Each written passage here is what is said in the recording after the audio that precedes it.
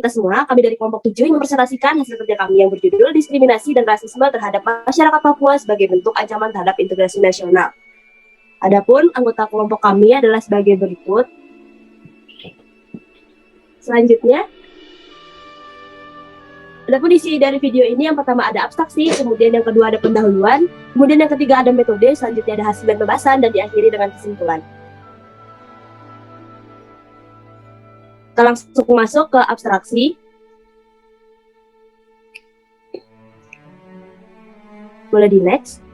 Indonesia merupakan negara yang memiliki banyak etnis, sering pula timbul perpecahan hanya karena perbedaan etnis. Salah satu suku adat atau masyarakat yang sering terkena perilaku rasisme atau diskriminasi ini adalah masyarakat Papua. Penelitian yang berjudul Diskriminasi dan Rasisme Terhadap Masyarakat Papua sebagai bentuk ancaman terhadap integrasi nasional ini dilatar belakangi oleh permasalahan yang terjadi di berbagai wilayah Indonesia yang menimpa masyarakat Papua yang masih menjadi persoalan sulit untuk ditemukan jalan tengahnya. Hal ini tentunya sangat bertentangan dengan semboyan Pancasila yaitu Bhinneka Tunggal Ika. Permasalahan rasisme sudah seharusnya dihapus dari negara Indonesia. Penelitian ini juga bertujuan untuk mengkaji permasalahan rasisme khususnya terhadap masyarakat Papua yang sering terjadi di Indonesia. Baik, selanjutnya adalah pendahuluan. Rasisme merupakan masalah rasial yang mendarah daging di tengah kehidupan masyarakat di berbagai belahan dunia, termasuk Indonesia. Isu rasial merupakan hal yang tidak pernah habis dibicarakan di tengah masyarakat, dan merupakan konsepsi sosial yang timbul dari usaha untuk mengelompokkan orang-orang ke dalam kelompok-kelompok yang berbeda. Rasisme berkembang pesat di suatu negara seiring perkembangan teknologi dan perdagangan yang mengakibatkan berkembangnya juga tingkat kemajemukan suatu negara.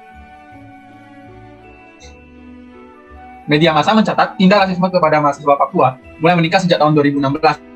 Beberapa di antaranya adalah kasus penangkapan Obi Kagoya di Yogyakarta 2017, pembubaran diskusi aliansi mahasiswa Papua di Malang dan Surabaya pada Juli 2018, hingga penyerangan asrama Kamasan Surabaya pada 16 Agustus 2019, sehari sebelum peringatan Hari Kemerdekaan Indonesia.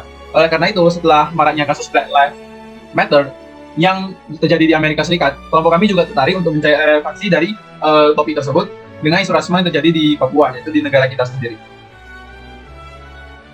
Baik, selanjutnya ada metode. Penulis menggunakan metode penulisan primer dengan data yang didapatkan penulis diambil dari hasil-hasil penelitian yang sudah ada. Data-data juga diperoleh melalui artikel-artikel yang terpercaya. Peneliti membaca artikel tersebut lalu mengekstrak informasi-informasi penting yang mungkin dapat membantu penelitian ini. Sumber yang diambil oleh peneliti bervariasi, mulai dari artikel berbahasa Inggris sampai hasil makalah lainnya. Penelitian menggunakan studi literatur karena sulit untuk mengambil data sampel orang Papua itu sendiri. Setelah ditemukan data-data tersebut, penulis melakukan analisis hingga menemukan suatu kesimpulan. Baik, untuk hasil penelitian, yang pertama, tindakan rasisme terhadap orang Papua. Salah satu contoh tindakan rasisme secara verbal yang sering didapatkan oleh orang Papua yang terjadi pada 24 September 2019 adalah mahasiswa Papua di Surabaya yang disebut seperti monyet. Hal ini merupakan tindakan yang tidak terpuji karena sudah merendahkan ras lain dengan menyamakannya dengan binatang. Selain daripada itu, contoh dari tindakan diskriminasi dan rasisme terhadap orang Papua secara tindakan adalah kurangnya kesempatan orang Papua untuk mendapatkan kesempatan yang sama baik dalam pendidikan, politik, berekonomi, dan lain-lain dibandingkan dengan orang dari suku lain.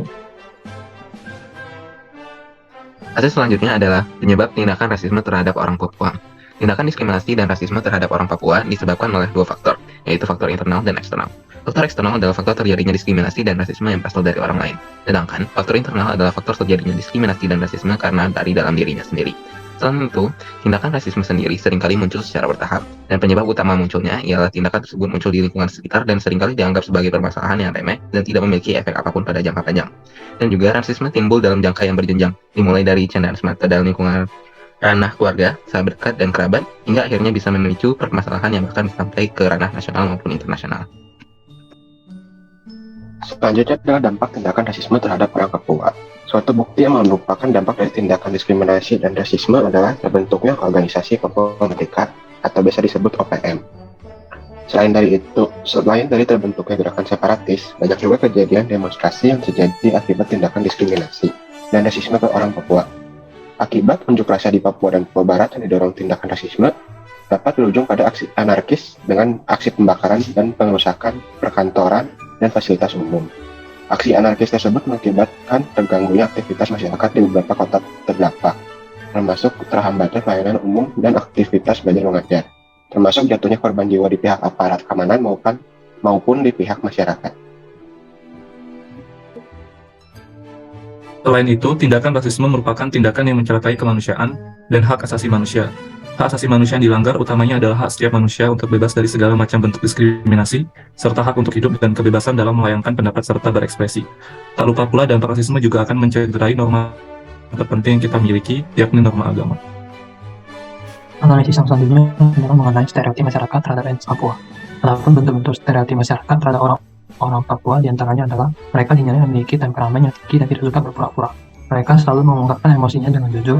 Jika mereka kesal, mereka mengungkapkannya. Jika mereka gembira, mereka mengungkapkannya. Kekerasan, huru hara, dan kesulitan merangkul orang baru yang berbeda etnis dan warna kulit adalah miskonsepsi lain tentang orang Papua. Anggapan bahwa tradisi hidup masyarakat Papua sudah ketinggalan zaman, merupakan tidak sejalan dengan norma sosial dan menyebabkan mereka sering dikasihani bahkan dihina. Yang terakhir, solusi atas diskriminasi dan rasisme terhadap orang Papua. Yang pertama, menegakkan hukum dalam kasus diskriminasi dan rasisme terhadap orang Papua. Yang kedua, mengambil tindakan tegas untuk menangkap dan mengadili para pelaku intelektual yang diduga berasal dari organisasi-organisasi yang disinggung secara politik dan kelompok jaringan kepentingan orang asing yang bertanggung jawab atas kerusuhan di Papua. Yang ketiga, mengatur dialog partisipasi yang setara antara pemerintah pusat dengan para pemimpin dan perwakilan rakyat Papua untuk menemukan solusi atas permasalahan yang muncul di Papua. Yang keempat, berkomitmen dan mempraktekkan program-program yang menjunjung tinggi hak asasi manusia dan menjaga hak-hak sosial fundamental rakyat Papua. Dan yang kelima, meredakan ketegangan akibat kebijakan pengelolaan Papua yang bersifat militerisme. Bagian selanjutnya merupakan bagian kesimpulan. Adapun dari berbagai hasil penelitian yang telah kami lakukan, didapatkanlah beberapa kesimpulan yang kami dapatkan. Kami menyimpulkan bahwasanya memang masih banyak terdapat kasus rasisme dan diskriminasi terhadap masyarakat Papua pada zaman sekarang. Akan tetapi, tidak berarti kami tidak menemukan solusi dari permasalahan tersebut. Solusi permasalahan rasisme ini hanya akan terjadi apabila baik dari seluruh masyarakat Indonesia mau untuk bekerja sama. Itu saja yang dapat kami presentasikan dalam pembuatan paper pada matkul Pancasila dan Kewarganegaraan ini. Terima kasih atas perhatiannya.